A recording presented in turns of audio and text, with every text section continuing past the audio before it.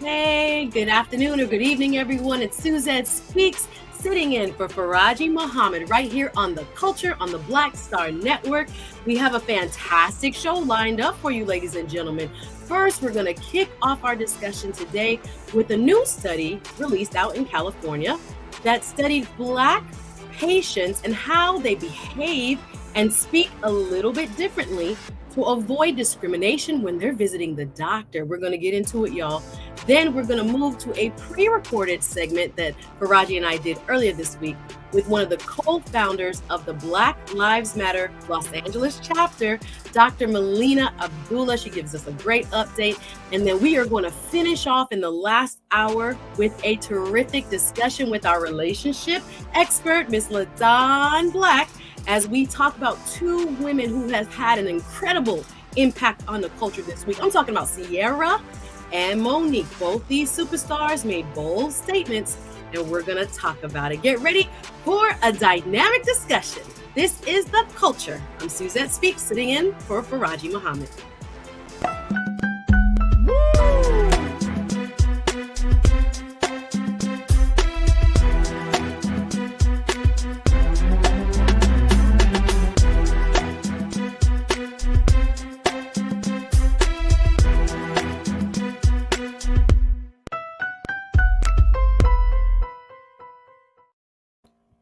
Hey everybody, welcome back. It's The Culture on the Black Star Network. Please do hit the like button, comment, and share as we get into today's topics. And at the top of our show here, we're going to discuss a recently released survey from out of California. I'll be joined by a Culture Crew member. I'm super excited to have her.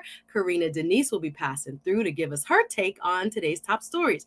So we're starting out today talking about a study that was released in California. So you ever read a study and the data presented you kind of already knew? Well, anecdotally, many of us, members of the Black community, will say we know of a time where we, or perhaps our parents, made a little extra effort when we went to the doctor to look better, speak better, change, our patterns of being to make sure we didn't become the victims of bias. Well, a new study that was recently released out in Cali is just confirming what many of us already know. I'm going to ask that we bring up this story. Let's take a look at what we have here about Black Californians. It says, Black patients modify speech, dress up to reduce medical bias, a survey shows. Now, many Black Californians report adjusting their appearance or behavior, even minimizing questions, all to reduce the chances of discrimination and bias in hospitals, clinics, and doctors' offices. Of the strategies they describe taking, 32% pay special attention to how they dress. 35% modify their speech or behavior to put the doctors at ease. And this is a big one, folks. 41%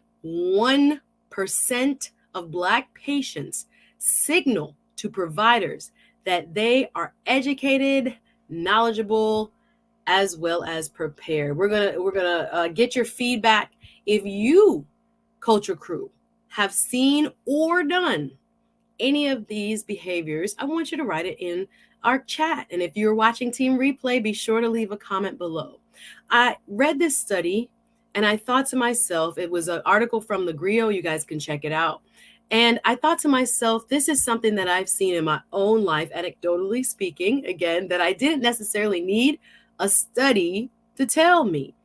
Even as a little girl going to the doctor's office, I hope you guys can relate, my mother went through extra lengths to make sure we were scrubbed down, that we were, well-groomed. Of course, any parent who wants to present their child the best way possible does this. But what this study is showing us, y'all, is that in the African-American community, we're doing this with a different purpose. That is that we are trying to prevent medical bias. And this study goes on to show a few more very significant findings. I'm really Really grateful that you are all here and hopefully can provide some feedback as to what your experiences are when it comes to the medical profession. Now, we know about the history of distrust between the African American community and the medical profession. I'll speak the names of those that have gone before, like Henrietta Lacks. And of course, we know what happened with her stem cells. She's the mother of modern medicine, literally stolen without her family's knowledge, and has been used in so many different laboratory studies in order to create a life-saving medicine. We know the story of the unfortunate Tuskegee studies, where we know that African American men were subjected to syphilis exposure and not told that they were, in fact, in a longitudinal study that would lead many of them to die under, government-based medical research.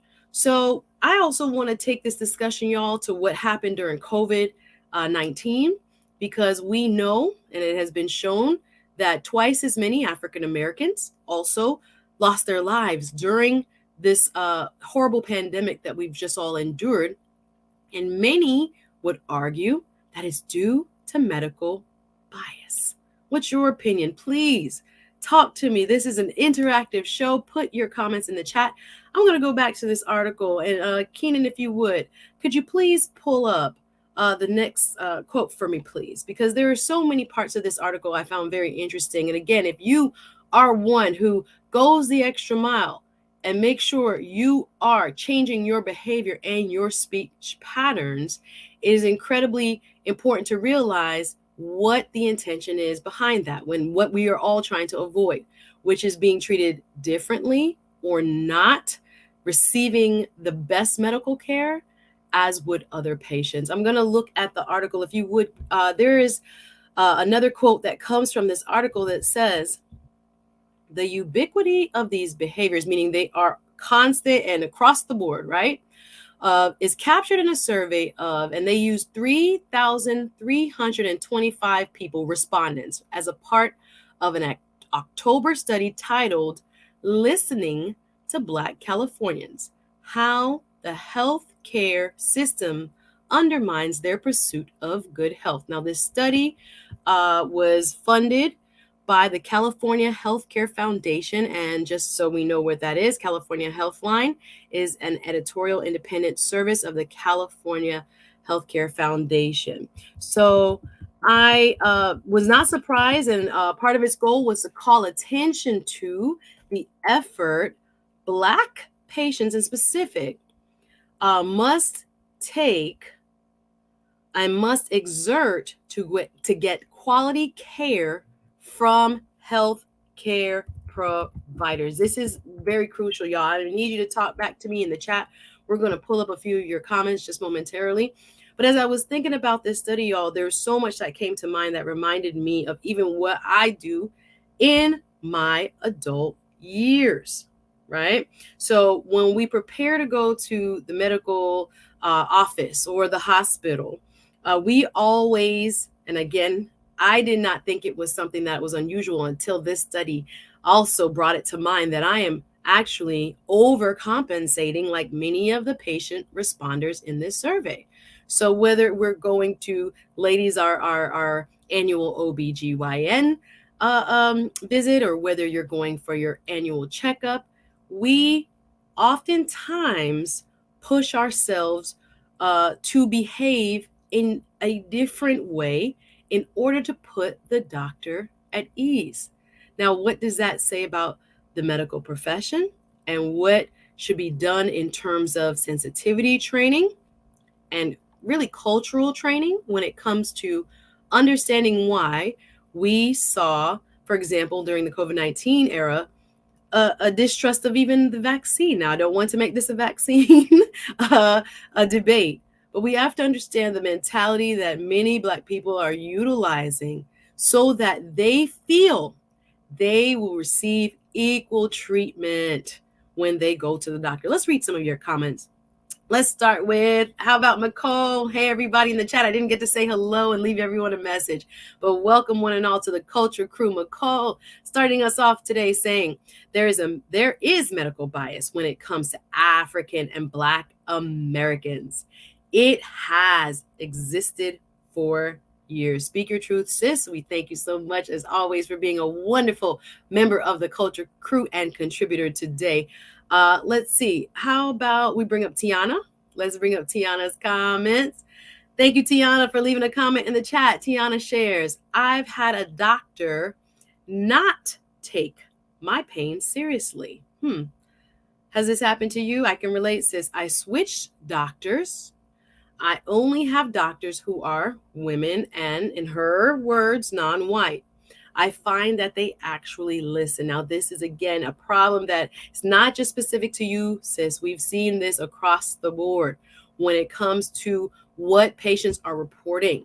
And it's unfair, right? Everybody deserves a long life. Everybody deserves to live and receive the best medical care possible. But it is a known fact that there are disparities across the board. We can talk about fibroid treatment. We could talk about breast cancer and how much more African American women suffer there. We could talk about prostate cancer. We can see that the numbers are skewed.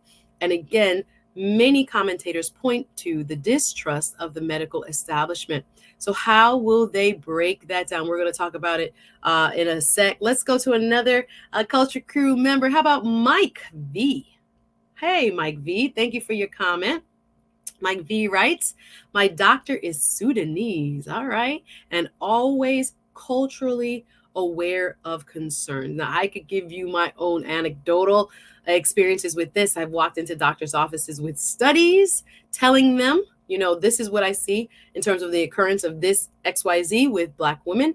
And there's a new study out of Howard. I mean, I've had doctors' eyes open wide, like, I'm telling them how this thing works and how we're going to approach it. But we're talking about a new study, a survey that came out of Black Californians. Over 3,000 were polled and asked what their experience was like. And many of them wrote that they do change their speech, their clothing, and how they address their doctor, and even will refuse to ask questions so that they are not discriminated against in terms of their treatment. Let's go to another comment from, let me see. Nicole came back strong. Nicole says, this is why. I see you, sis, and welcome everybody. Hit the like button as you comment.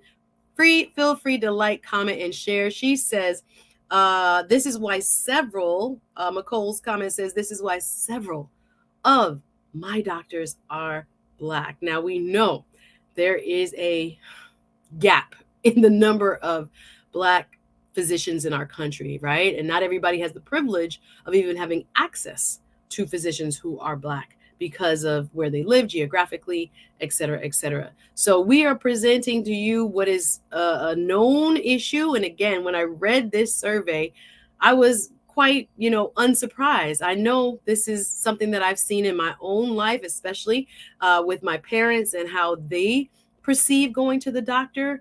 And we're going to dig a little deeper into the survey because it's important that we bring light to it so that we can mitigate any kind of bias that we perceive or that is real when it comes to the medical establishment. But this survey came out just in October. It was very, very critical that we kind of pay attention when it comes to why Black people feel that the medical establishment will not provide them the best care. Let's get to a couple more comments before we have to take our first break. Let's read Janae's comment, please.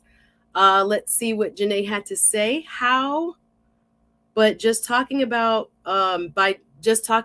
menopause, can you bring up Janae's comment? There we go. Thank you. But just talking about menopause, the Asian doctor I had, because my main OB was overbooked, couldn't even answer any questions about my weight gain. Good thing I knew enough for myself. My goodness. We want to keep your comments coming. This is a group discussion, y'all. Let's take our first break. There's a lot more of the culture coming up right after this.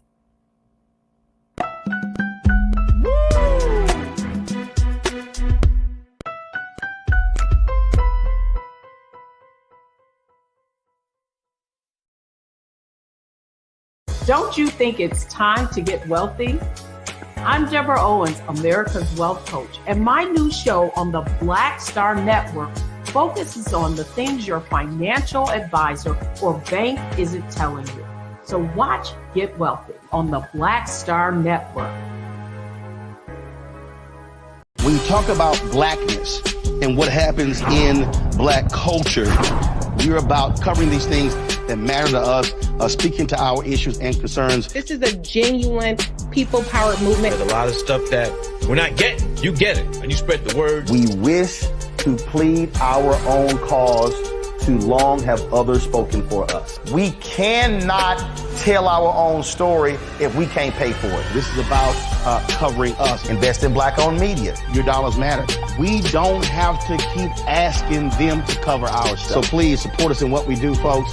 We want to hit 2,000 people, $50 this month, raise $100,000. We're behind 100,000, so we want to hit that. Y'all money makes this possible. Checks and money orders go to P.O. Box 57196, Washington, D.C. 20037-0196. The Cash App is $RM Unfiltered. PayPal is R Martin Unfiltered. Venmo is RM Unfiltered. Zelle is Roland at RolandSMartin.com. Folks, Black Star Network is here. Hold no punches. I'm real revolutionary right now.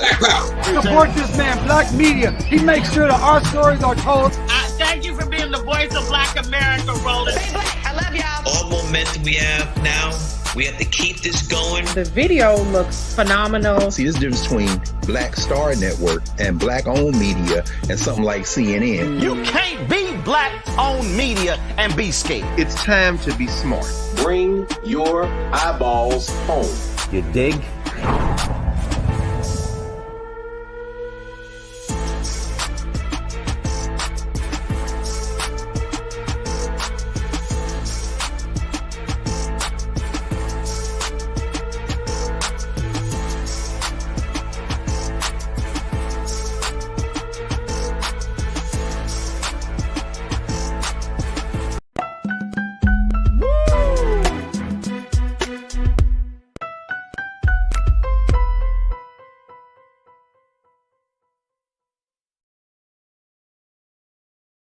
Hey everybody, welcome back. It's The Culture. I'm Suzette Speaks, sitting in for Farajii Muhammad today.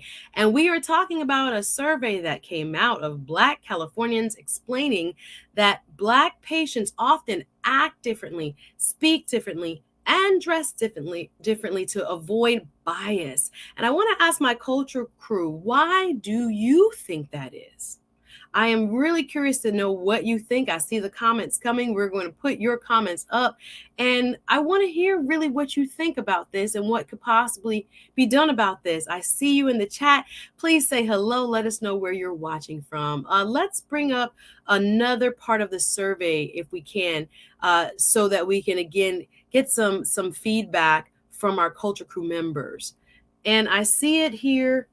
The survey also said, and this is a doctor who was kind of evaluating, again, Black patients modifying their speech and dress to reduce medical bias, right? And this is a 3,000 plus Black respondents from California. And it says, if you look at the frequency with which Black Californians are altering their speech and dress to go into a healthcare visit, said Shakir Byerly, whose research firm, Veritas, led the study, that's a signal that something needs to change. 1/3 of Black patients, this is important, y'all, report bringing a companion into the exam room to observe and advocate for them. And the study found more than 1/4 of Black Californians avoid medical care simply because they believe they will be treated unfairly. We got to talk about this, y'all, because our health is our wealth, and it's really important that we kind of get it out there as to what our experiences are, so medical professionals and others can really understand what's happening and mitigate some of this. Let's get comments. Hey, Lori, can we get Lori Parks? Lori says, thank you for writing me, love. Says, I always had Black doctors. All right, Doc Miss Stuffins. I love that character. If you guys know what I'm talking about, the little ones have an example of a Black doctor who is, I think she's a veterinarian. I was raising my children. I had a Black pediatrician, OBGYN, and dentist. Yes, I'm thinking about it, and I'm pretty much remembering the same. I have a Black dentist as well as my OB for a while. I had to switch, but I hear what you're saying. And I did have a Black pediatrician too. Shout out to Dr. Haywood, but I did have a Black pediatrician as well. And I think my parents really wanted us to know that's something that we could be and something that we could see, and to normalize that and the love we receive from her. And of course, the wonderful care. I hear you, sis. Thank you so much for that comment. Let's go next to Janae in response to Lori. Thank you, Janae. She says, I do too, Lori, but COVID shifted my appointments. They were made, and the way how my appointments were made, and then they pushed it out. I really needed medical attention. I would be up a creek, but we have to just be as informed about our own bodies. I've seen this, and I know a lot of this naturalistic, and there's always kind of been an undertone in our community as a part of our culture, the natural remedies and healing. We've always fallen back to that because grandma and medicine, thank you, Lord, they were our first physicians, really. And those wonderful remedies that have been passed down have kind of been a cornerstone of our health. Although there are times, and I'd like to remind us, that you need to go to the doctor, right? We can use the herbal and it can work, but there are some interventions that require, more medical establishment type approaches. So we got to be very true to that. Something that, this comment made me think about, if we remember, and I just want to call out her name. I think her name was Dr. Moore. This was a woman during the COVID crisis that as a physician, I remember she recorded a selfie from her hospital bed. I believe that was in Illinois, and talked about the disparate treatment she was receiving as a doctor who had suffered, the COVID-19 complications. And she was really, going through it, and they were mistreating her as a doctor, and she recorded it. And I believe she was sent home and lost her life a little bit later on. And it was so sad. And again, I call all those names that we lost, and I think about them as we talk about this discussion. But it's our right. Healthcare is our right as well.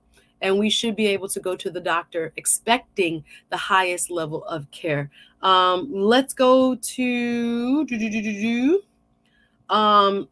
thank you, Joel. I see a statistic here, just in case, we are wondering, so we can understand how many Black doctors there are. About 5.4% of all U.S. doctors. Wow. 2.6% are Black men. 2.8% are Black women. Imagine that, you guys. 5.4. They're a little higher than lawyers. Lawyers is 5%, but Black doctors nationally, wow. 5.4% total of U.S. doctors are African American or Black, right? Black diaspora included. 2.6 Black men, 2.8 Black women. Wow. And just think about that proportionately. The Black population of the United States is approximated at 13% of our total population, right? So you can see that we're already, facing a disparity there. Let's go next to Tiana, please. Tiana, I see you, darling. Thank you for being here. Another member of the Culture Crew chiming in. She says, it seems like after the early 2000s, it's hard to find a Black OBGYN. Thank you for that observation. Yeah, I have. And again, I think I'm biased being in Miami, sometimes because of just the population density. And therefore, we have more Black doctors and more Black lawyers, in fact, than the norm of an average, mid-sized to, Miami is highly metropolitan, but compared to other mid-sized cities around the country. So, but I hear you loud and clear on that. Oftentimes, even if you wanted a Black physician, you might not have access to one. Y'all, we are talking about an interesting, put Dr. Susan Moore, call her name, Dr. Susan Moore, who unfortunately lost her battle due to COVID-19 complications because she went into the hospital and she herself recorded herself saying how biased, to put it nicely. The treatment was that she was having to prove that she needed meds and having to prove that she had other complications, as if they didn't want to treat her, and she ended up losing her battle. We remember these things. They kind of stick in our cultural memory. But again, we've lost twice as many African Americans to COVID. And there's, a lot of reasonings behind it, but comorbidities, etc. But there is also an element, a contributory element of bias, many would argue, in the treatment. Let's see this quote from CNN, please. One reason, let's see, why the percentage of U.S. doctors who are Black remains below the U.S. population is that can be traced by how many Black people have been historically excluded from medicine. We can put that one up, Joel, if you can. The quote from CNN, please. And I'll read it out. Black people have been historically excluded from medicine. And I think that we are still facing these unfortunate odds when it comes to what is happening in the medical profession.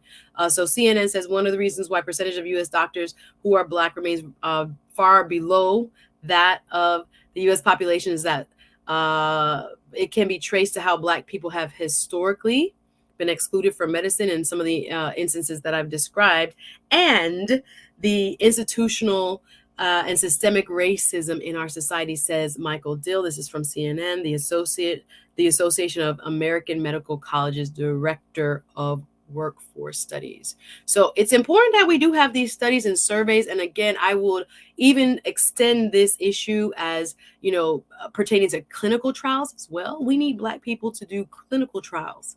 And sometimes, again, there's this distrust in the medical establishment that is not allowing us to go into the trials or volunteering for the trials in the same kind of frequency as our other counterparts. But it's important because we need the data to ensure that, drugs or medicines or treatments are also effective, with our predisposition. So that's important. And the industry needs to catch up. Let's go to Sandy W., please. Hey, Sandy, how are you? Culture Crew member in the building says, I think it's about making the patient comfortable. In my opinion, they understand cultural nuance. So yes, when you are kind of, and I don't want to give the impression that there are white people that cannot be culturally aware. Some amazing white doctors, right? Who have a cultural competence, right? But we need more of that. Thank you, Sandy W. I want to go now to, let me see. Let's finish off with McCall. McCall, thank you for your comment. Thank you so much for your comment, sis. This is an important subject, and we want to keep it in the form. McCall adds to the discussion by saying, I find that going on Facebook to your local Black-owned business page is also a great way to find a Black doctor. Can I just throw this in before we end this segment? I agree with you, McCall. There are also medical professions like psychologists, psychiatrists that have websites. So if you want a Black therapist, for example, which also sometimes affords a little bit more cultural competence when it comes to our mental health needs, there are websites, and I've used them to find people in my local area who I think would best suit my needs. I'm so grateful that this study was done and that Black Californians made their voices heard. And I do think perhaps if this was done in other places, we would find similar findings. What y'all think? And again, there are some studies that come out that I didn't need them to do a study to let me know. I already knew that this kind of behavior was happening, but now we have some empirical data to back it up. But y'all, we have to take another quick break. We have a special segment that Farajii and I pre-recorded earlier this week for you when we come on back. And then we're going to be live talking about Monique and Ciara, y'all. The second hour is about to be fire. So don't go anywhere. More of the culture right after this.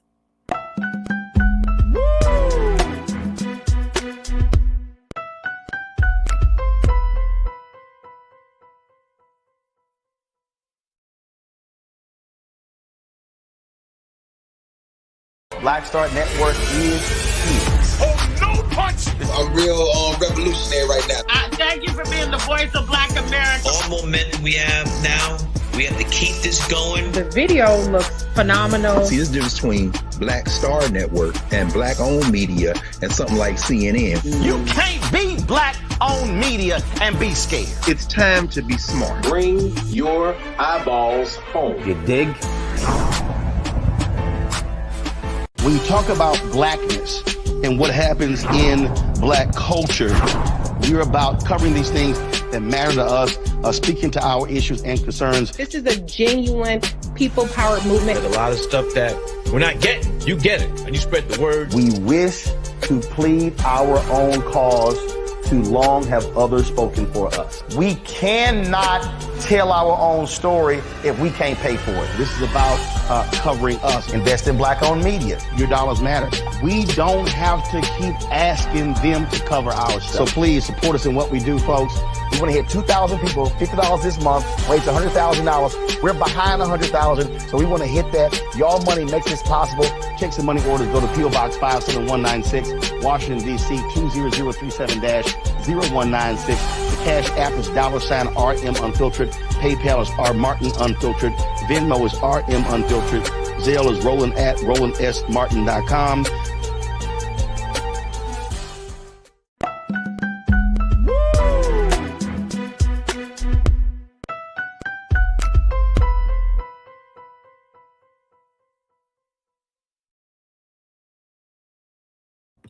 Welcome back, y'all. It's The Culture, and I'm Suzette Speaks, sitting in for Farajii Muhammad.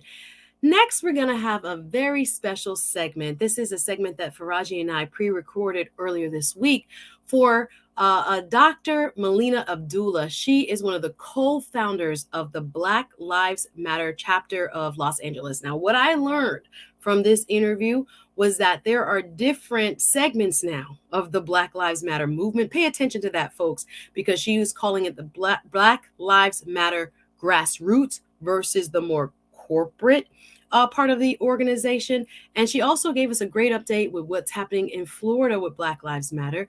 And Professor Melina Abdullah is not only an American former academic, or excuse me, she's still an academic, but she's a former chair of the Pan-African Studies Department at the California State University. And she really did a great job giving us an update. We're going to play this segment, and then we're going to come back right after live. And of course, we're going to be talking about what happened with Ciara's dress, and of course, Monique's big announcement. But for right now, please sit back and enjoy this part of the conversation with Dr. Melina Abdullah with a Black Lives Matter update.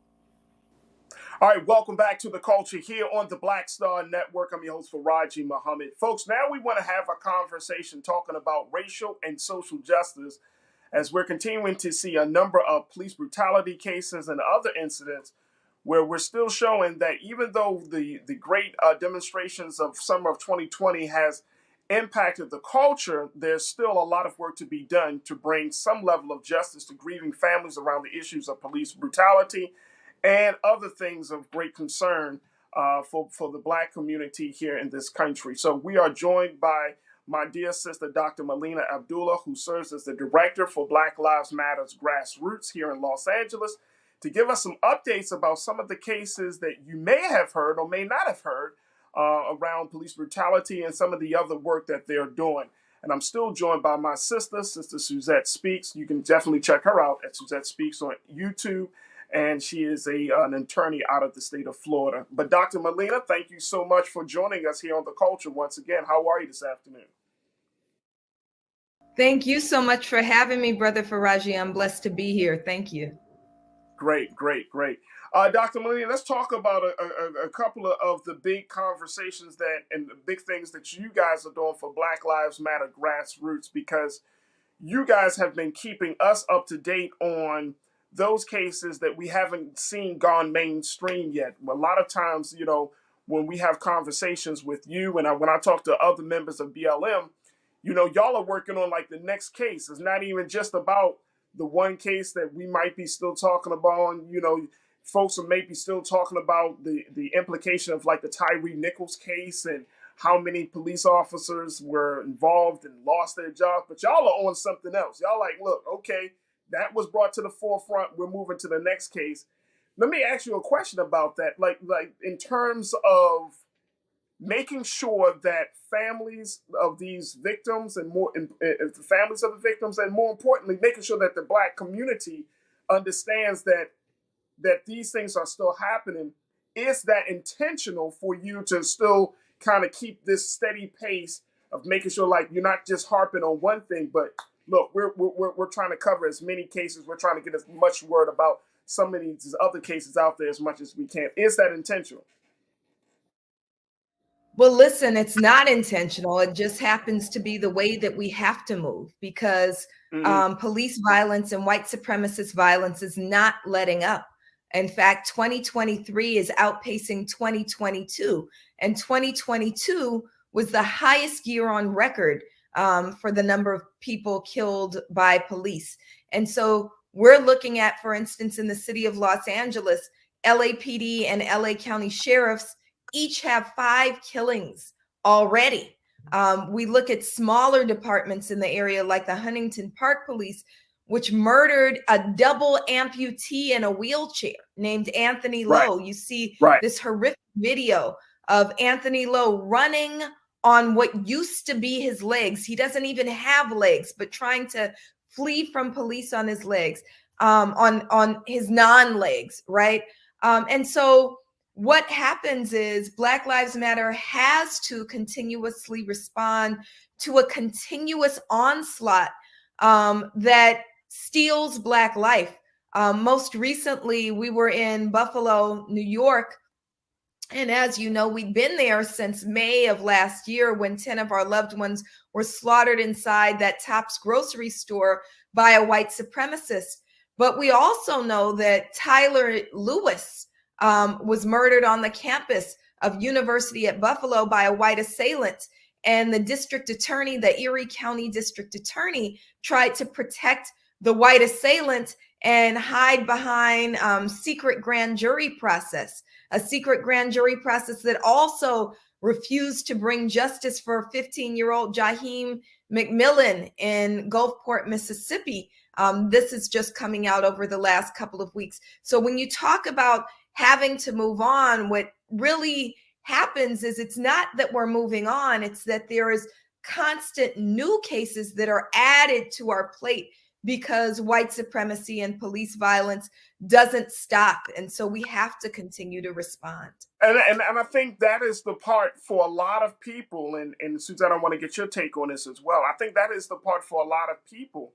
Have you found, Dr. Molina, that these cases are happening at such a rapid pace that essentially people have just zoned out? They have said, you know what? Okay, we dealt with Tyre Nichols. We saw the brutality of that case. We saw the layers of Black police officers brutally beating a Black man. I'm zoning out at this point. How do you keep people interested in wanting to be a part of the fight around this issue? Well, I think one of the teachings that I've hopefully gleaned from one of my mentors, Baba Akili, who's our national field coordinator for Black Lives Matter grassroots, and he's in his 70s, a seasoned veteran who will say that he's been in the fight all of your life, right? Is that we have to also uplift the fact that when we fight, we win. And so in Louisiana, the murder of Ronald Green, and we know in rural Louisiana, they tried to cover up the murder of Ronald Green, and his family and organizers continued to push. And now the cops who are responsible for Ronald Green's murder are actually facing trial. They'll go on trial April 11th. And so we have to lift up that when we fight, we win. We have to constantly say it's worth the struggle, because as we struggle, we move further down freedom's road, and that benefits all of us. It benefits our future generations. I know that I call it my sacred duty. I'm a mother of 3 children, and I can't leave the world like it is to them.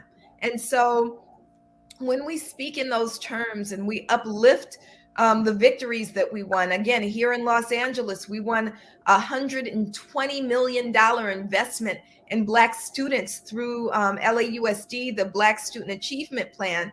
And we have to say, you know, the students and teachers and frontline organizers and parents, we won this and it benefits our students. So we can't give up the fight. We have to continue to fight, because when we fight, we win, and there's too much at stake not to win.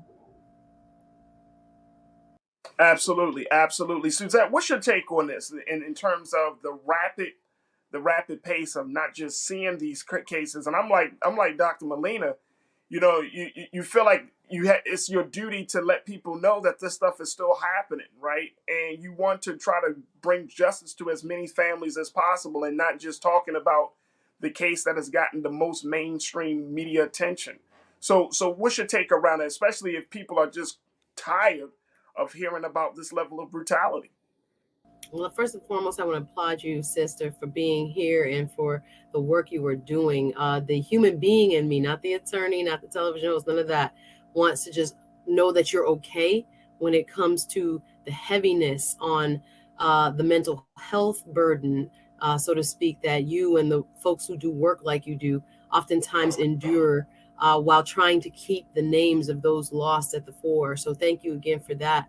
I was wondering, I was going to ask our beautiful guest if she sees the White House having any impact when it comes to policing, that is, whether an executive order or other attempts to try to develop a plan for how local police departments can better serve their communities in lieu of legislation. Now, I know we can talk, you know, qualified immunity and how our Senate and our House does not have an appetite for that, it looks like at this point.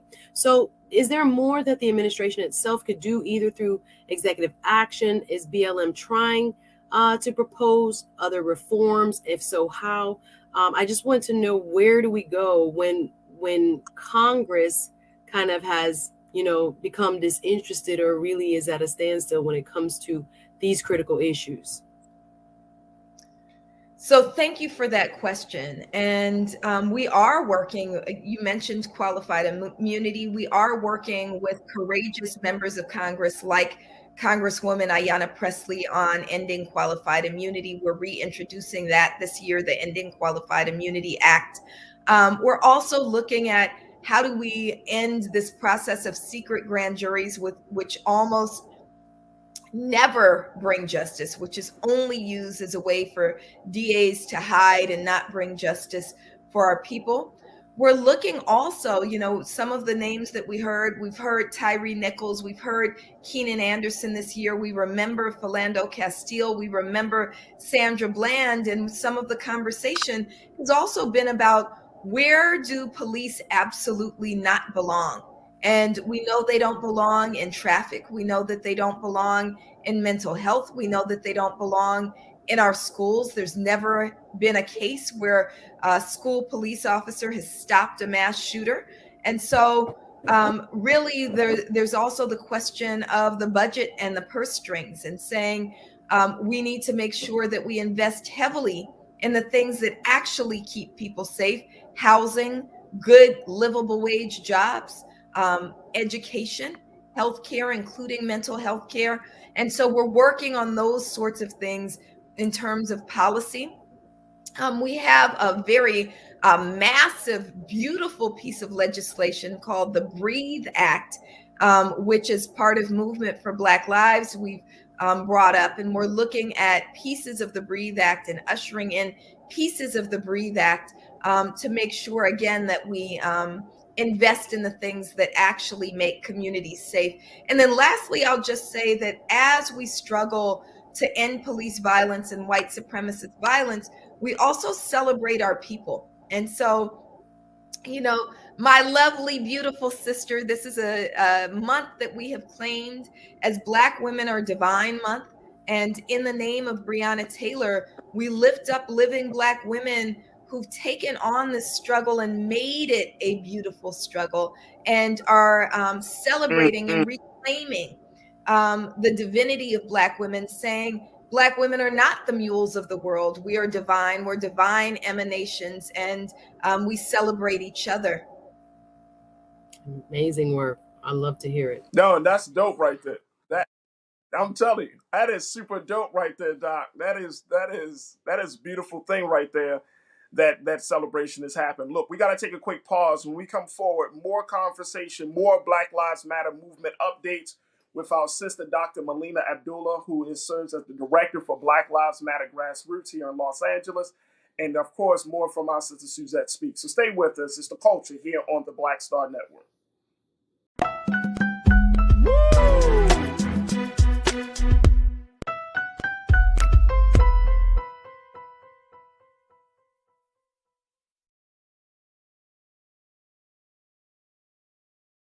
Hatred on the streets, a horrific scene, a white nationalist rally that descended into deadly violence. White people are losing their damn minds. As an angry pro-Trump mob storms the U.S. Capitol, We're about to see the rise of what I call white minority resistance. We have seen white folks in this country who simply cannot tolerate black folks voting. I think what we're seeing is the inevitable result of violent denial. This is part of American history. Every time that people of color have made progress, whether real or symbolic, there has been what Carol Anderson at Emory University calls white rage as a backlash. This is the rise of the Proud Boys and the Boogaloo Boys. America, there's going to be more of this. Here's all the Proud Boys, guys. This country is getting increasingly racist in its behaviors and its attitudes because of the fear of white people. The fear that they're taking our jobs, they're taking our resources, they're taking our women. This is white fear.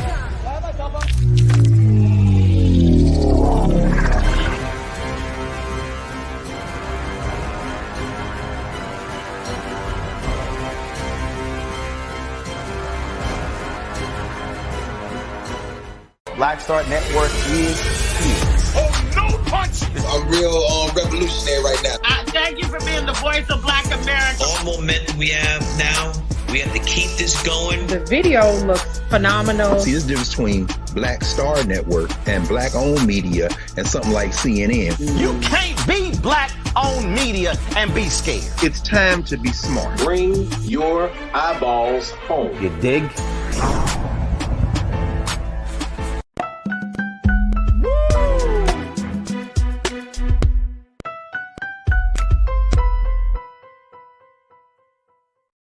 All right, folks, welcome back to The Culture here on the Black Star Network.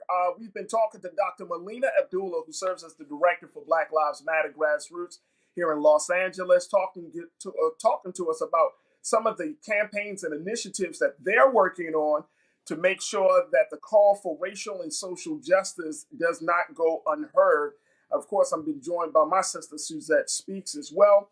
And I want to bring Dr. Melina and my sister back into the conversation because, you know, Dr. Melina, y'all got so many things moving. You're talking about these cases, but you're also talking about celebrating women, talking about the divinity of Black women during this month.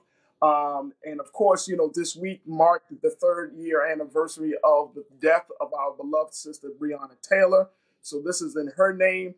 But when we're talking about this fight for Black Lives Matter, because there's still, unfortunately, and Suzette, I don't know what y'all hearing down in Florida, but it's crazy that people are still questioning the legitimacy, the work, the value of Black Lives Matter, and the work that the you know, in particular the grassroots division is doing, and more importantly, the clarion call of Black Lives Matter. Why is it that the case, Dr. Melina? Why are people still asking the question, well, what is Black Lives Matter? Why do we need it? You know, what's the value? What's the importance? I mean, this is getting to be an old conversation. In light of all of the stuff that's happening with Black folks in this country, we're still asking, does Black lives really matter?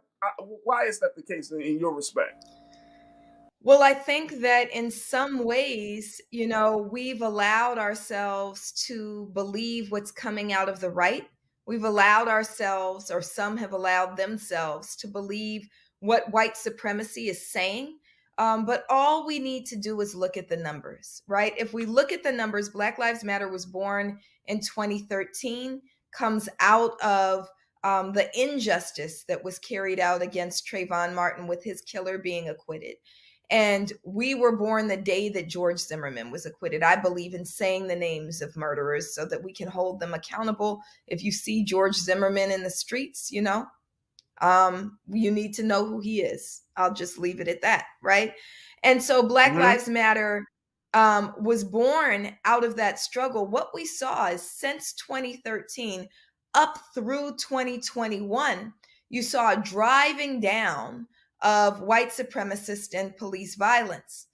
As the attacks came and began to take hold and began to gain space in media, you see kind of a waning of Black Lives Matter protests. And with that, you see an uptick, maybe more than an uptick, a surge in police and white supremacist violence. So if you want to know why you need Black Lives Matter, we need Black Lives Matter to drive down police and white supremacist violence and to usher in new forms, usher in ways that actually keep us safe, usher in spaces for Black freedom that go everything that span the gamut from housing to education to healthcare to what real safety looks like.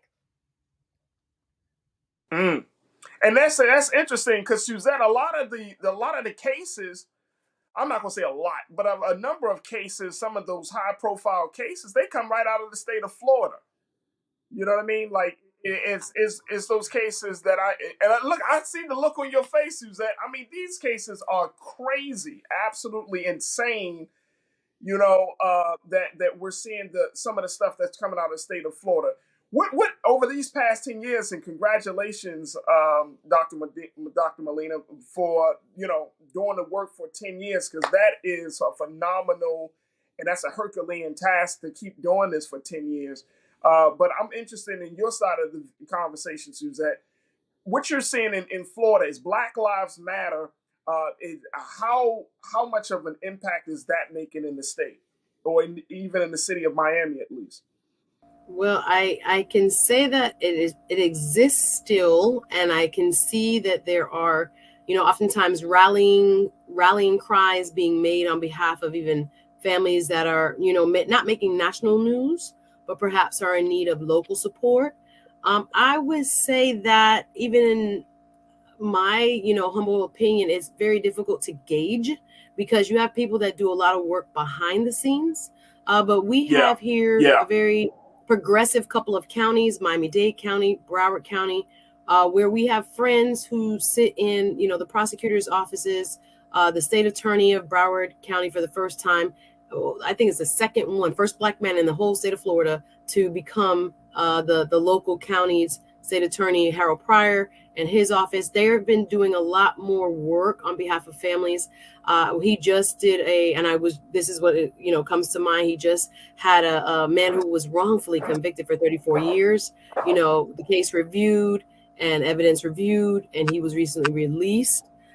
We've seen a lot more expungement and other types of seminars for people who cannot get work after, they have been convicted for a nonviolent type of crime and not able to really ingratiate themselves back into the society at large. So I have been seeing more of a push from my perspective, and again, maybe in the circles that I work in, from the halls of power when it comes to trying to address some of the systemic issues that exist within our criminal justice system. But I also see, people like, for example, the sheriff of Broward County. This is actually in Fort Lauderdale, the county seat.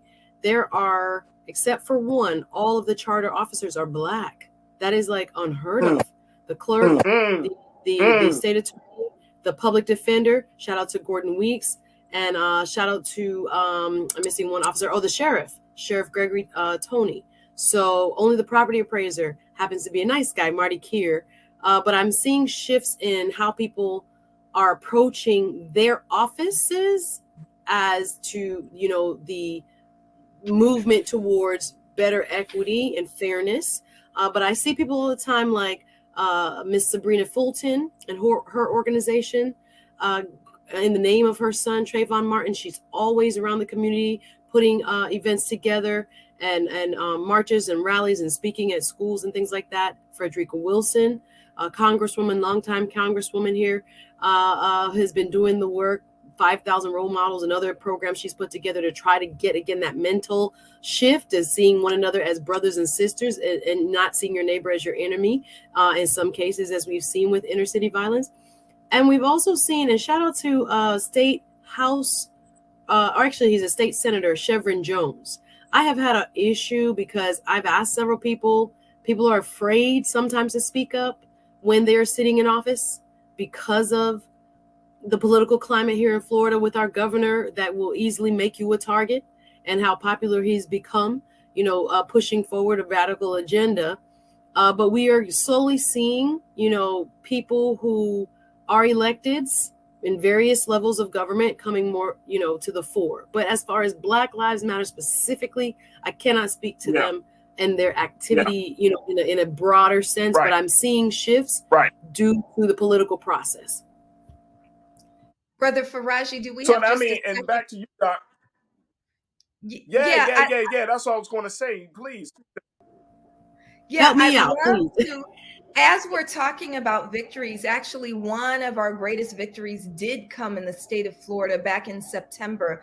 And I'm sure Sister Suzette remembers the killing of Andrew Joseph III, who was a 14-year-old boy killed as a result of police misconduct at the Florida State Fair. And we have been supporting the family, the Joseph family, who is one of the most powerful families in this movement. They've been fighting for 8.5 years.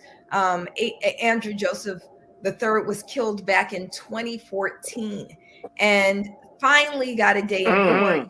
Won the largest civil jury award in Florida state history for something like this, won a $15 million award.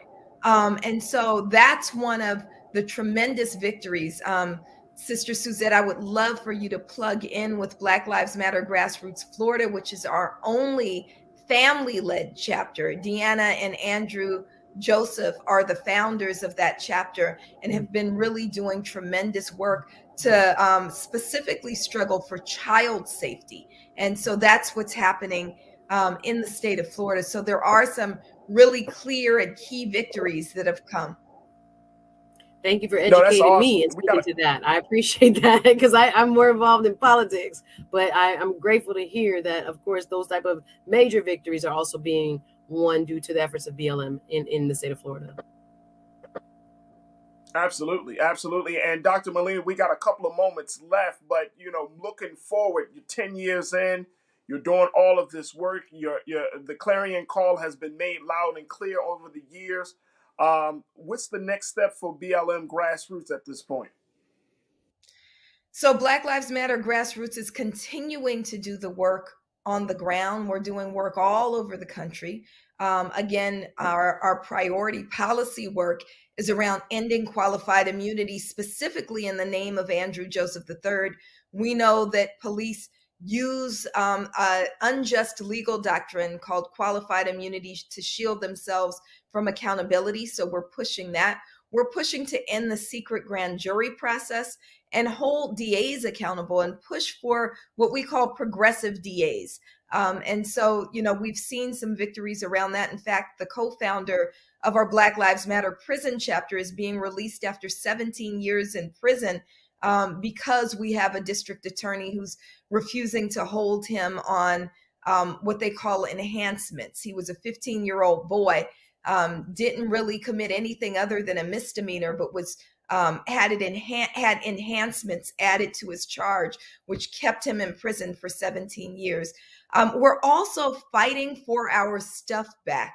So we know that Black Lives Matter resources have been stolen by a group of highly paid consultants. They run the main social media platforms at this point and have control over those many tens of millions of dollars that poured into Black Lives Matter. We estimate it at now more than $100 million they're holding that and withholding that from the movement on the ground, but the work doesn't stop. Black Lives Matter Grassroots has a lawsuit against the Global Network Foundation, and actually we'll have our first day in court at the end of this month. So we'll make sure that we keep you apprised, and we want to encourage all of your viewers to follow BLM Grassroots on all social media. There it is right there. Dr. Melina Abdullah, who serves as the director. She's been there from the beginning, folks. She's been doing this work. She is a tenured professor, and she has one of the great scholars in the city of Los Angeles and around the country.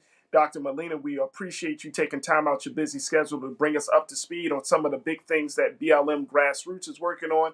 And God willing, we'll look to circle back because we definitely need to kind of get more details about that lawsuit and the impact and the implications that it will have moving forward on the movement on the ground. So we truly appreciate you for joining us this afternoon. Thank you, Doc. We truly look forward to reconnecting soon. Thank All you. Right. Peace, Thank brother. you. Peace.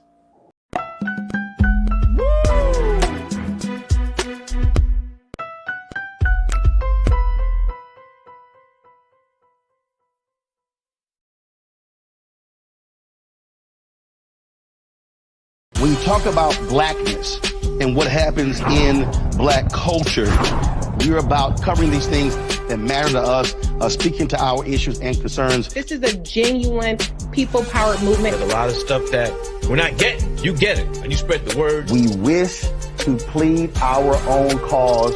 Too long have others spoken for us. We cannot tell our own story if we can't pay for it. This is about covering us. Invest in black-owned media. Your dollars matter.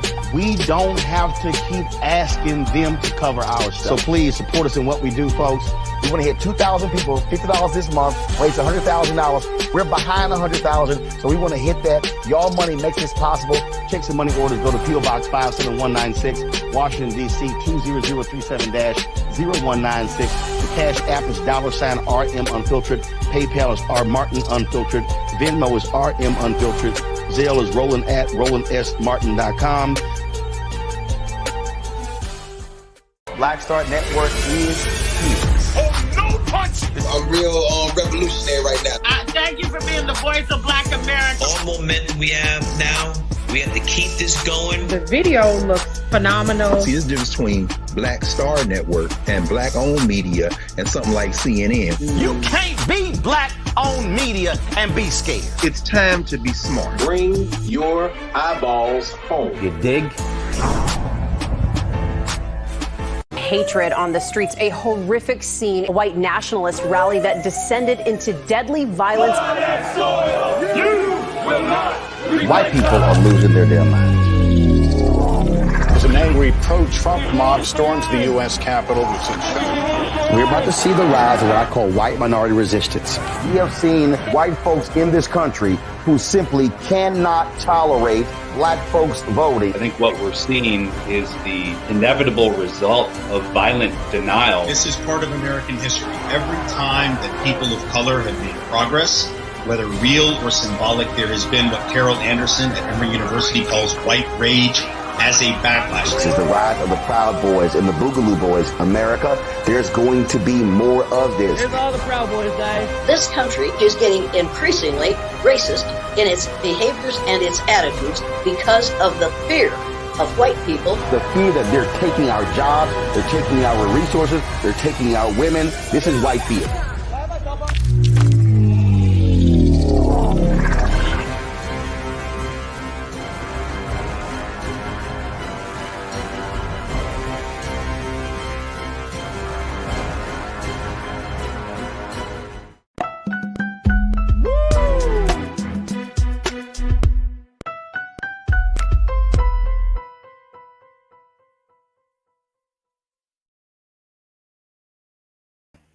Hey, everybody, and welcome back to The Culture. I'm Suzette Speaks, sitting in for Brother Farajii.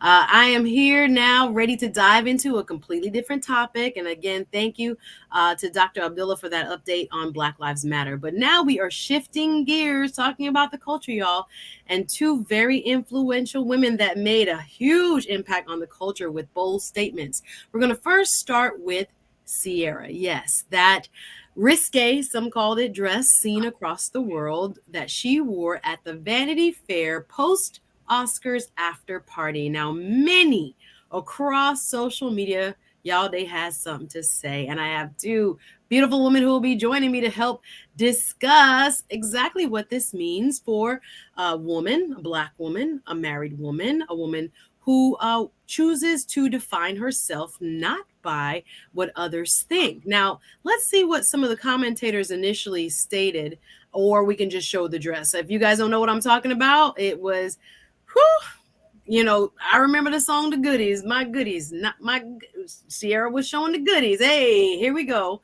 So we have to show you so that we understand in case you haven't seen this picture, but it went viral, y'all. And there's Ciara, and you can see to a certain extent, the front of the dress was see-through, and it was kind of laced, and she had her pasties, I mean, for lack of a better term, on all the way down to her buttocks, and you could see her backside in dark, underwear, thong underwear. And of course, there were many who had issues with this. Others felt that she was doing her thing and making a bold statement as a woman who is empowered. But I want your take on this, y'all. What did you think about Ciara? We're going to try to make this, guys, a scholarly discussion. So without further ado, I have two beautiful ladies that are going to help me unpack Ciara's bold statement. The first is relationship expert and on here air host and guest here,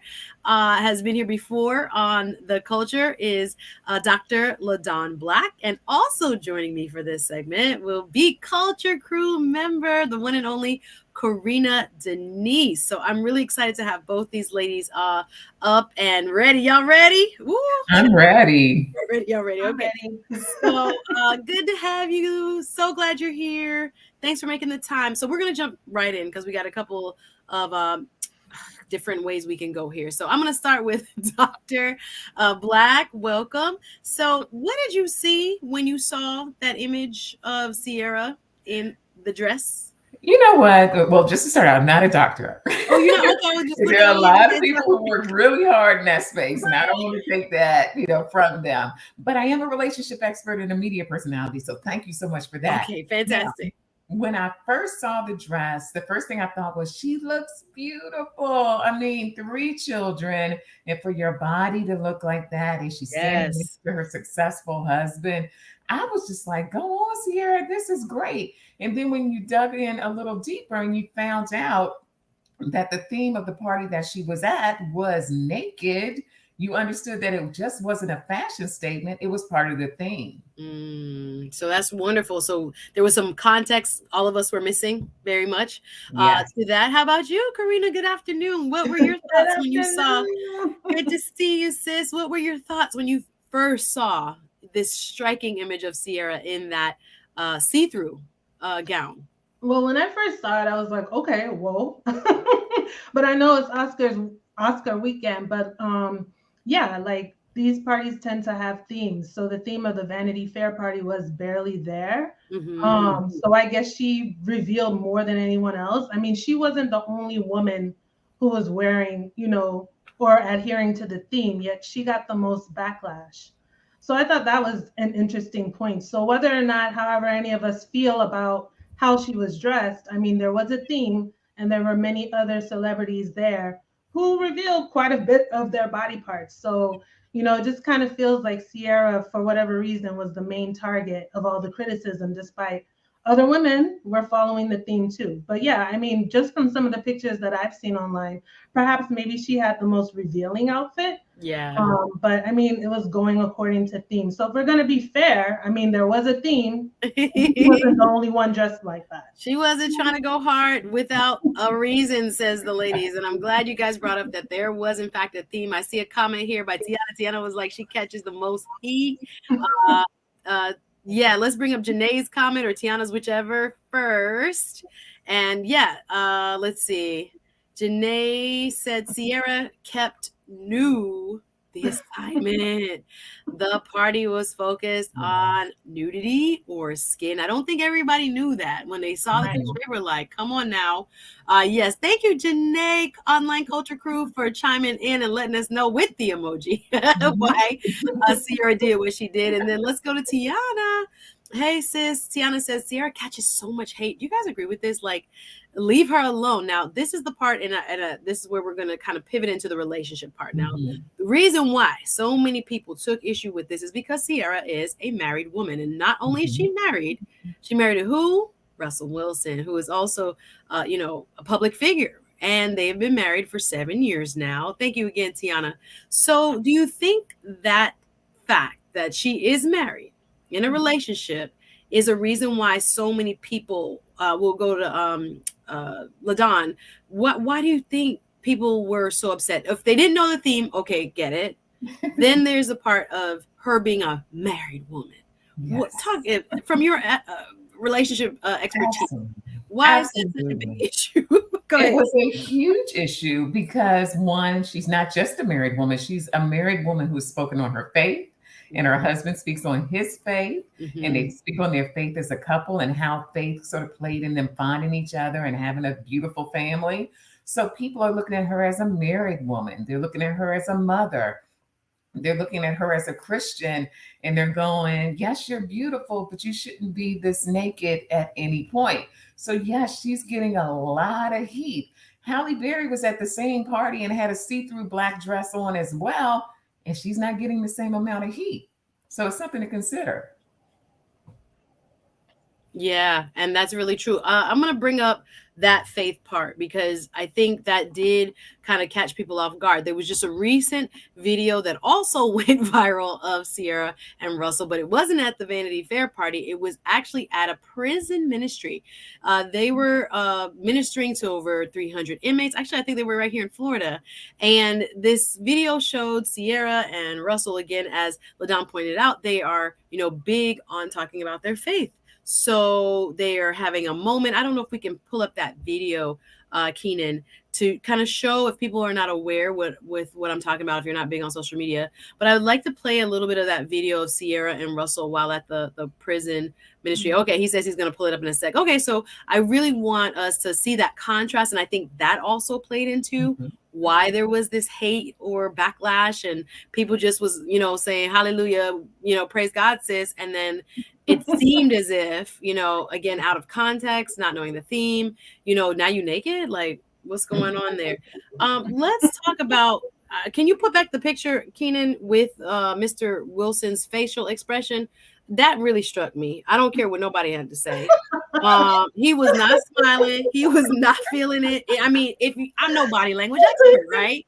But can that be scrolled down, Keenan? I don't know if that's a flat image, but if you go to the website, from this story in the Sun, poor Russell, the website will show you how it was really, scroll it. Look at the face. So hold on, go back up to Russell face. I don't know if that's, give it to me Hollywood face. Keep going down, please. And we can scroll on down. See everything. See everything. We're going to keep it PG-13 today. So we really got to capture, this was a statement, bold as ever, right?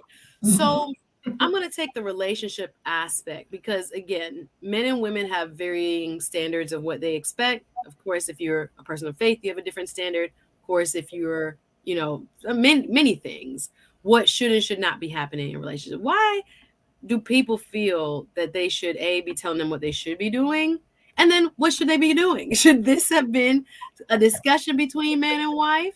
Do you think there was a discussion? Now, purely speculation, but I'm going to go to Karina Denise. Like, did it offend you, her being a mom? Because remember, They have 4 kids, 3 together and 1 from her previous relationship that they're raising. So was there a line that she crossed, even though there was a party, there was a theme, etc., in your opinion, Karina Denise? I don't think there was a line that she crossed. And again, like, even though she's the one clearly being targeted here, there were other women there who I'm sure are also women of faith, who are also married, who also have children, who share those same characteristics as Ciara. So for whatever reason, Ciara is the one being targeted here. And you know what? To be honest, we're just in that realm now where celebrity culture and social media enhancing that, I would say maybe the past 15 years or so, has really magnified people's opinions. So there's always going to be backlash on everything. I can't imagine that Ciara wasn't prepared for something. Maybe it wasn't what she thought the backlash would be, but there's certainly going to be backlash. I mean, there was a time when a picture was worth 1,000 words, but I don't even know if that's true to form anymore, because we just see something, we see Russell's face, but I mean, they're in front of photographers and they're constantly snapping their cameras. So he could have just been caught in a moment that doesn't necessarily express, you know, how he was feeling. But I think we've just moved into this new normal where we just see a person caught in a moment and then we presume how they're feeling, or maybe he was unhappy with her attire. I mean, they're married. I can't imagine that they were both getting dressed for the party. And then he didn't see her. Right, he didn't see her, and he's shocked, right? You know, right. And who's to say, maybe he had some words like, wow, babe, like you're really going all the way with this barely there. But again, there was a theme. Yes. You know, so I mean, people are always gonna have something to say. I'm sure, you know, again, with social media, it just heightens it, and folks are just ready to pounce, and there's always gonna be some backlash. I mean, she could have been fully clothed and someone would have had something to say. You know, either way, there's always gonna be a response. Great points. I'm going to shift this now to what communication and relationship must look like to have a married man and a married woman agree. We don't know what their conversation was, y'all. We're not going to assume anything, but talk about that communications piece, please, LaDon, because the amount of comments I saw that was, my wife could never. This is a married woman. She is like, whoa, we come fast and furious now. We do. And again, she has had, you know, I think she's relevant in many ways with her music, and she has, you know, interesting themes. And she just got heat for, you know, coming strong with, you know, telling women you single and strong, and she got her good man at home. Okay, so we're not to digress. But talk about that communications piece. We got about 30 seconds before the break, and what you would recommend if you have this type of disagreement, let's call it, with a husband, and in terms of what you want to wear. You know what? The thing we as women have to remind ourselves of, even when you're in a relationship, let's say it's a marital situation or just a long-term relationship, your body is yours. So in the end, you get the final say on how you present yourself to the world. And I'm quite sure there was a conversation. Like you said, they got dressed probably in the same room. So there is some degree of acceptance on his level. He had to okay it on some level. But the truth is, it's her body, and she should be able to display it how she chooses. Yeah. Sorry, go ahead. We're just hard on a break. I'm going to read a couple comments from the Culture Crew, online Culture Crew, when we come back. More on Ciara and her bold statement right here on The Culture, right after this.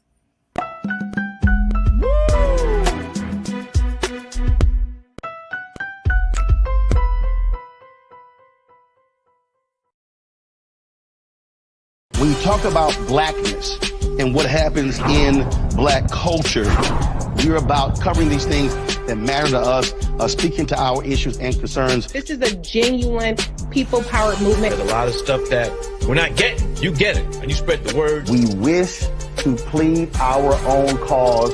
Too long have others spoken for us. We cannot tell our own story if we can't pay for it. This is about covering us. Invest in black-owned media. Your dollars matter. We don't have to keep asking them to cover our stuff. So please support us in what we do, folks. We want to hit 2,000 people, $50 this month, raise $100,000. We're behind 100,000, so we want to hit that. Y'all money makes this possible. Check some money orders. Go to P.O. Box 57196, Washington, D.C. 20037-0196. The Cash App is $RM Unfiltered. PayPal is R Martin Unfiltered. Venmo is RM Unfiltered. Zelle is Roland@RolandSMartin.com. Pull up a chair, take your seat. The Black Tape with me, Dr. Greg Carr, here on the Black Star Network. Every week, we'll take a deeper dive into the world we're living in. Join the conversation only on the Black Star Network. I'm Deborah Owens, America's Wealth Coach, and my new show, Get Wealthy, focuses on the things that your financial advisor and bank isn't telling you, but you absolutely need to know. So watch Get Wealthy on the Black Star Network.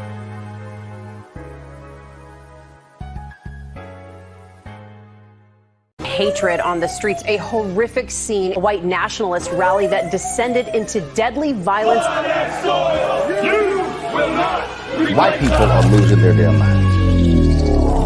As an angry pro-Trump mob storms the U.S. Capitol, we're about to see the rise of what I call white minority resistance. We have seen white folks in this country who simply cannot tolerate black folks voting. I think what we're seeing is the inevitable result of violent denial. This is part of American history. Every time that people of color have made progress, whether real or symbolic, there has been what Carol Anderson at Emory University calls white rage as a backlash. This is the rise of the Proud Boys and the Boogaloo Boys. America, there's going to be more of this. Here's all the Proud Boys, guys. This country is getting increasingly racist in its behaviors and its attitudes because of the fear of white people. The fear that they're taking our jobs, they're taking our resources, they're taking our women. This is white fear.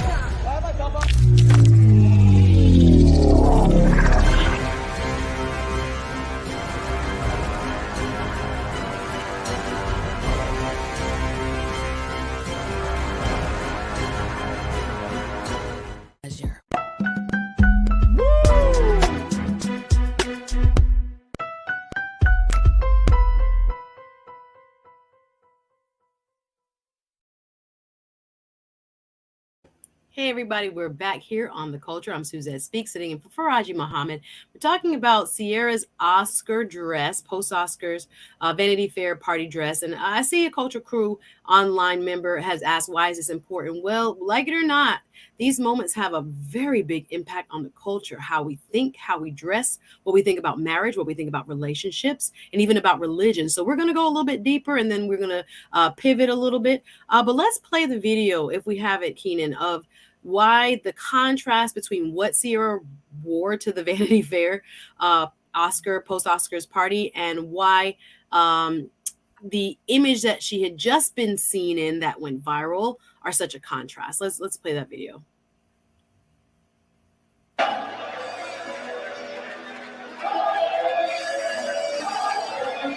It says in Isaiah 43:18, it says, forget the former things, do not dwell on the past. See, I'm doing a new thing. I'm doing a new thing. Can you say a new thing? New thing. You know what's so beautiful about God's love? It's relentless. He don't let off. He don't let off. And you know what I love about God and what He said in His promises is that there's no condemnation in Christ Jesus. So you ask for forgiveness, He will forgive you. My heart is filled with joy.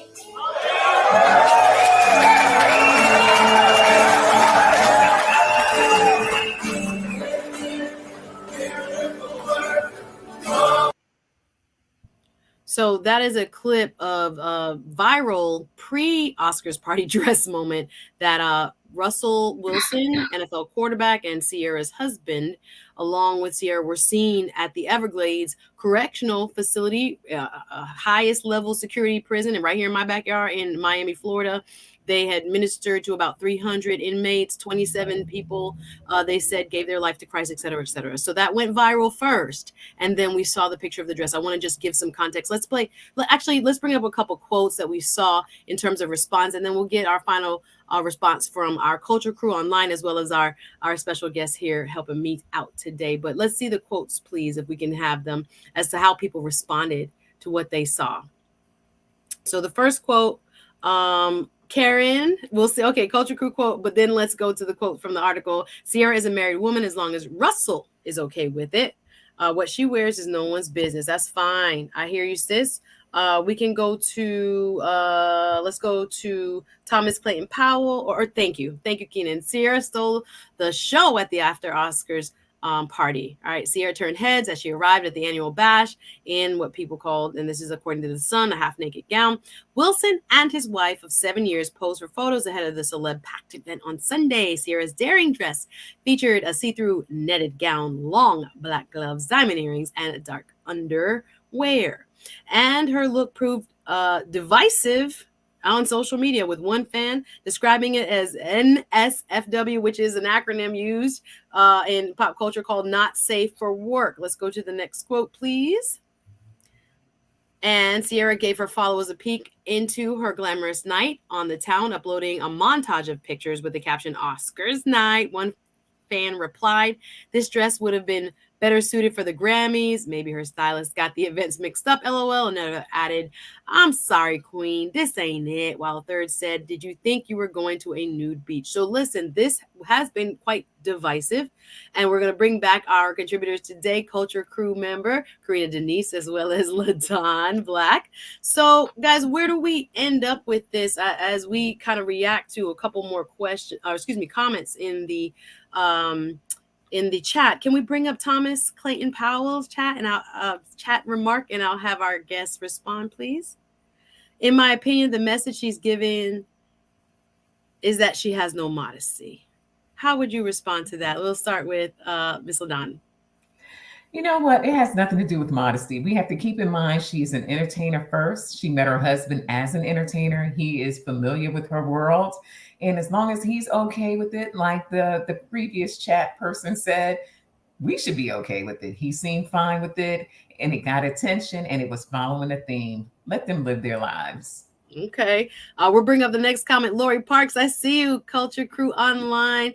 Lori Parks said, "Not all Christians, but you go to the so-called Christians. Come on now. Oh, not all. Okay, I got you. I'm out there not breaking all the Christians out here are breaking the 10 Commandments in the Bible while they all trying to play it off." Okay, so let's talk about that in terms of, did the faith piece throw you off, Karina Denise? No, not at all. I mean, if we're gonna have that conversation and we want to get biblical, I mean, judge ye not, lest ye be judged. And there's always going to be some type of backlash. And let's be very clear, if we want to go to a Christian think in particular, and we saw Ciara, expressing her faith and her belief and her love for God, it doesn't mean that it's lessened just because of how she was dressed. I mean, even in the Bible, the 12 disciples, no one was perfect. Everyone who Christ chose to come along with him, no one was perfect. He was arguably the only perfect person on the face of the earth.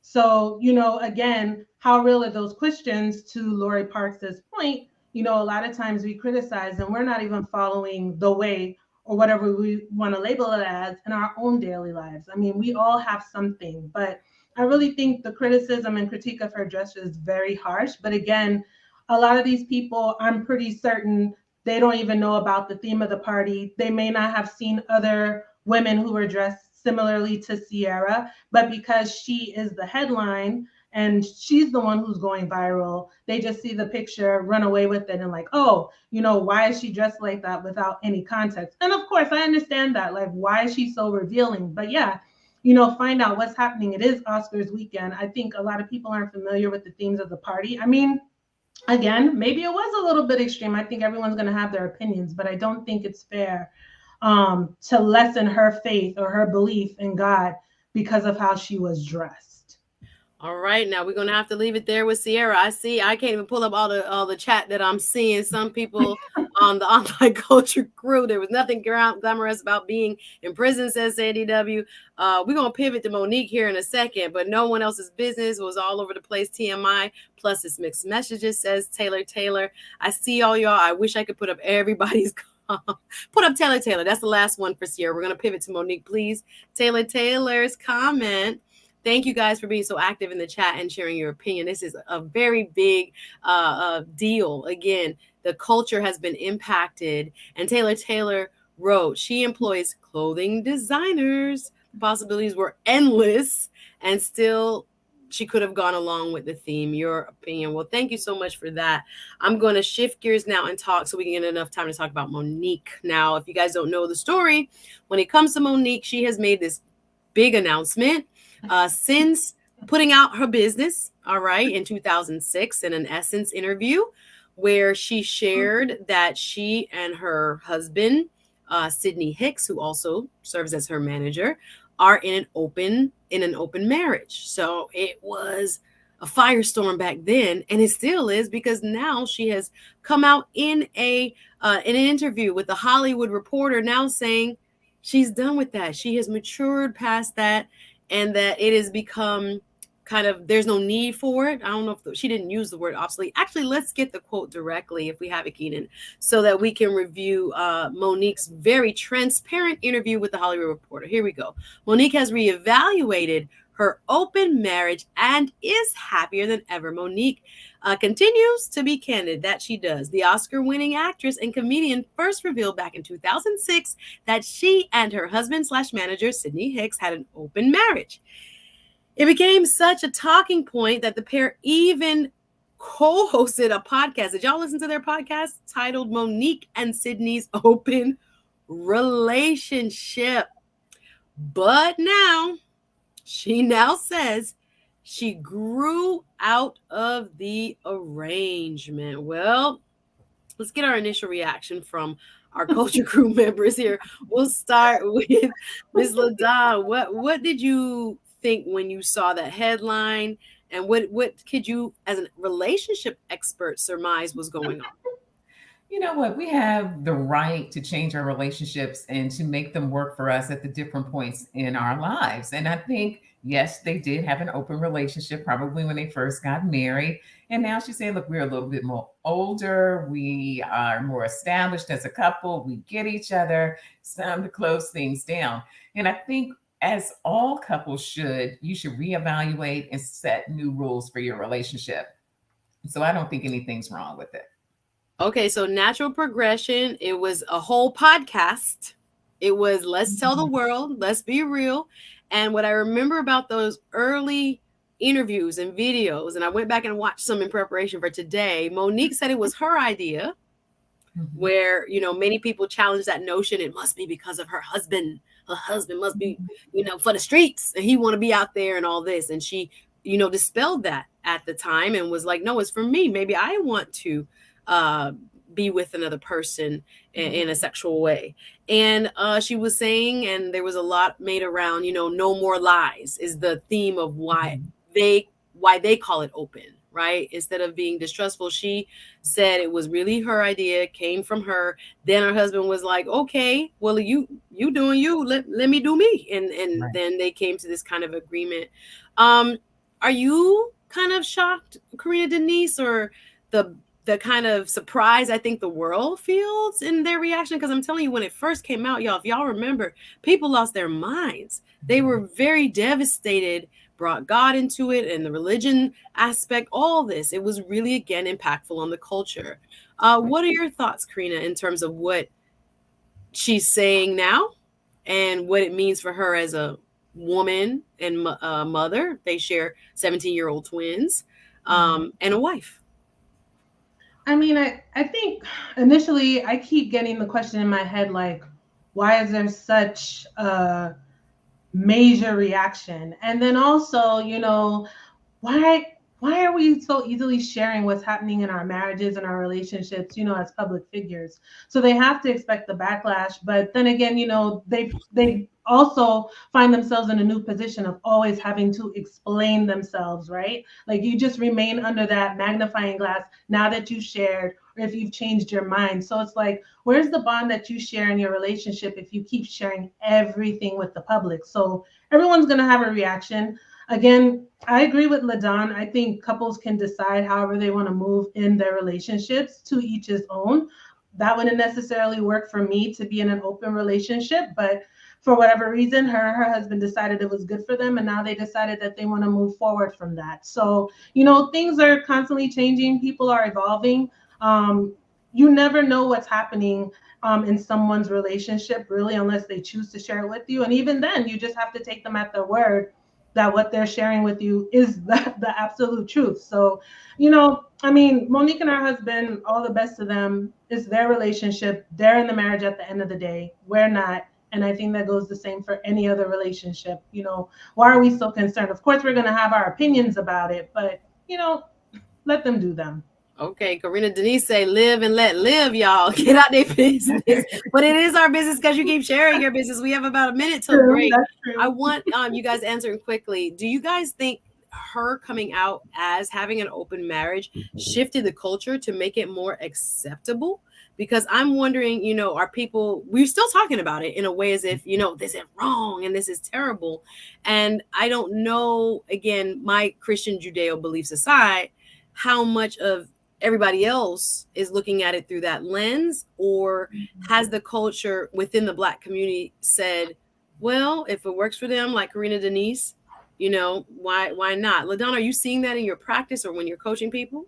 Sure. Well, the thing is, I think a lot of people have been in open marriages for years. They just didn't tell you about it. And we're in that mode right now where we share everything. Yeah. So I think we're just finding out more because people are sharing. But the truth is that people are having these types of relationships because they don't want lies and they don't want to deal with cheating.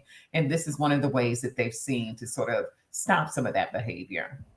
Yeah, and I think there's also a component between generational acceptance. And I know that I read a recent article where, people under 29 are more likely to shack up. We have, so many of our older generation that saw it as, this kind of deep sin and the pariah that you become when you got a boyfriend living at your house, man. It was so terrible. All right, we got to take a quick break. We're going to come back and continue the discussion on what's going on with the maturity of Monique in her marriage. Don't go anywhere. More of the culture right after this.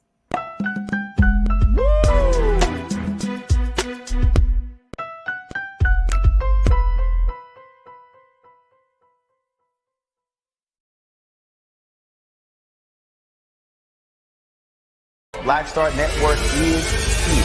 Oh, no punch! I'm real revolutionary right now. Thank you for being the voice of Black America. All momentum we have now, we have to keep this going. The video looks phenomenal. See, there's a difference between Black Star Network and Black-owned media and something like CNN. You can't be Black-owned media and be scared. It's time to be smart. Bring your eyeballs home. You dig? When you talk about blackness and what happens in Black culture, we're about covering these things that matter to us, speaking to our issues and concerns. This is a genuine people-powered movement. There's a lot of stuff that we're not getting. You get it, and you spread the word. We wish to plead our own cause. Too long have others spoken for us. We cannot tell our own story if we can't pay for it. This is about covering us. Invest in Black-owned media. Your dollars matter. We don't have to keep asking them to cover our stuff. So please support us in what we do, folks. We want to hit 2,000 people, $50 this month, raise $100,000. We're behind 100,000, so we want to hit that. Y'all money makes this possible. Check some money orders. Go to P.O. Box 57196, Washington, D.C. 20037-0196. The Cash App is $RM Unfiltered. PayPal is R Martin Unfiltered. Venmo is RM Unfiltered. Zelle is Roland at RolandSMartin.com.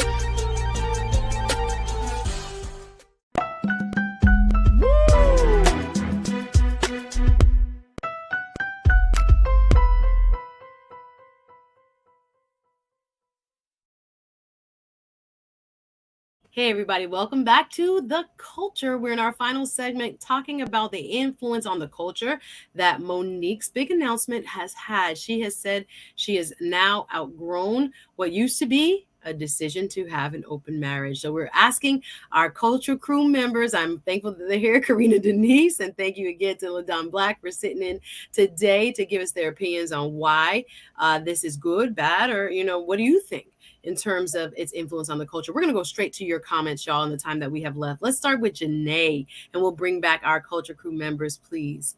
Janae, thank you for leaving your comment about growth. We appreciate your feedback, sis. Again, this does evoke a lot of emotion. Janae writes, appreciate the growth. Some who are no longer married think this is the way to go, but Mo is saying it differently. She goes on to say, the grass isn't greener or better. Hello, somebody. People are being influenced without understanding it all. LaDon, can you respond to that? Would you like to respond to that?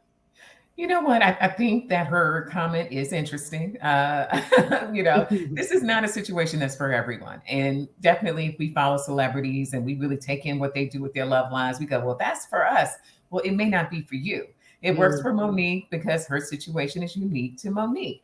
And really, what she's doing is providing a platform for a way of conducting a relationship and just letting people know about it. But in no way do I think that she's saying that this is for everyone. And then at some point, she said, it's no longer for me. So I think we just take it as a great, story, something else to add to, the toolbox and decide whether or not it actually works for us. Cool. Let's go to the quote, please, Keenan, that Monique, again, explains herself in her interview with The Hollywood Reporter. She, again, in her own words, says, life began to happen, Monique told The Hollywood Reporter in a recently published interview. I began to see a strength I had never seen before. He loved me at my worst. I didn't want to sacrifice that just for a lay, her words. So I grew out of that. Well, that's where we are. Monique has been, most transparent of all celebrities with anything that's going on. Don't let Auntie, put your business out there because she will. And she does it for herself. So this is nothing new in terms of how she has chosen to live her life. Let's go to a couple more Online Culture Crew comments before we're out of time. Sean Ryan, thank you for chiming in. We appreciate you, brother. In his opinion, he says, that's just plain gross and disgusting. Sharing your wife. I can just hear you saying it that way. Again, your opinions are welcome. We, don't censor you here, and we appreciate so much. Sean Ryan. Now to Mimi D. 726, another Culture Crew member. Appreciate you, sis. Says, dear celebrities, stop telling me. Oh, here we go. All your business. We ain't that interested. LOL. My God. Can I chime in here? I think that's kind of like where I stand with this whole thing. I'm not really that interested. I don't really care. I hate to say it that way, but I just think that we hold these celebrities to such a high standard that the model or they have for their personal lives, we want to apply it to ours. So therefore, then folks are disappointed when they make a choice that they wouldn't necessarily make themselves. And I think we've shifted away from just enjoying, the entertainment that they bring to our lives, like whether or not they're acting, they're singing, they're dancing. There's such an over-involvement, in my view, of what's happening in their personal lives. And again, social media has just magnified that. So, any little move that they make, we're ready to crucify or to give backlash. And it just seems like everyone's going to have an issue, good, bad, or indifferent. If she never had an open marriage, there's a lot of other things that people are going to say about her marriage or anyone else's for that matter. So it's kind of just like, what do you do? But again, if you're going to be sharing your business, you have to expect that when you change your mind, there's going to be a reaction. So people do things and then expect things not to be messed up or turn out a certain way, but there's always going to be a consequence or a reaction to whatever behavior or whatever you decide to say, especially when you have that type of platform. Awesome. Very, very interesting point of view. Thank you, sis. Let's go to a few more comments from our Online Culture Crew. Let's go to Deanna. Hey, Deanna. Deanna Vanasco says, it's gross for a woman to share her husband with y'all on that. Listen, we have very strong opinions here and we respect all. Thank you, Deanna. Okay, let's go now to Love Big 41. Deanna said, y'all, this is gross. Makes no sense getting married if you want to see other people. Those vows are clear. Forsaking others for as long as you both. Listen, we done got all the gospel truths here today. Let's take one more. Thank you, Love Big 41. She said, don't say the vows if you don't mean them. What y'all doing? Hello. It's that simple. Let's go to say the vows and don't mean them. That's not the only one. Hey. And now, final comment. Thomas Clayton Powell says, an open marriage is always a good idea until it's not. Listen, my online culture crew, I love reading this phone. I'm just lighting up with all of the feedback. We're going to give our guests their final comments. We'll start with you, Karina Denise, final comments on Monique's big announcement. I mean, just to circle back to my initial points, I think we're too laser focused as a society on celebrity culture in general. So I'm just looking at all sides of the argument. You know, Monique has to expect some type of backlash. I'm sure she's used to it by now, you know, given especially how much she's been in the media or, you know, these past few years or whatnot. But again, like, you know, there are many things happening in other folks' marriages that we're not even privy to. So to kind of just crucify her for having an open marriage to begin with, is that really fair? Because there's probably somebody else that you really admire. And just because they don't talk their business doesn't mean it's not happening. So I think we need to keep all those things in mind. But yeah, when it comes to Karina Denise, I don't really care. Like, you're like, let them live and let live. Well, thank you for being a part of today's conversation. Big up my sister. Also, hey, let's go. Miami Dade, Rob, what's up? All the way from South Florida. Thank you so much, Karina Denise, for being a part of our crew today. I'll see you soon, sis. Thank you so much. And final peace and love, and final comments from you, LaDon. You know what? I think that in sharing her open marriage story, she's letting people know that there's options for love and that you can shape love to fit your relationship. Now, in rolling it back, she's saying, look, it's never too late to reshape your love. And I think that's an important message. And that's really what we should get from this story, is that love doesn't have to look the same day one on day 20. It can change, it can evolve, and it can definitely be time at any point in the relationship to make the best decision so that your love can thrive. I love it. LaDon says, allow people to grow and change. Well, ladies, I'm going to let you two go. We're going to drop you down. Thank you so much for being here, LaDon. Thank you again, Karina Denise, for sharing your thoughts on these hot topics. We appreciate you two, ladies. And I'm going to do a quick plug. Thank you, guys. I hope you enjoyed this edition of The Culture. I also am a YouTuber, in addition to coming to you live every Wednesday from 3 to 5 with Farajii Muhammad, live each Wednesday. But yeah, if you could please check me out, you could throw up my page. Hey, there she is. Suzette Speaks.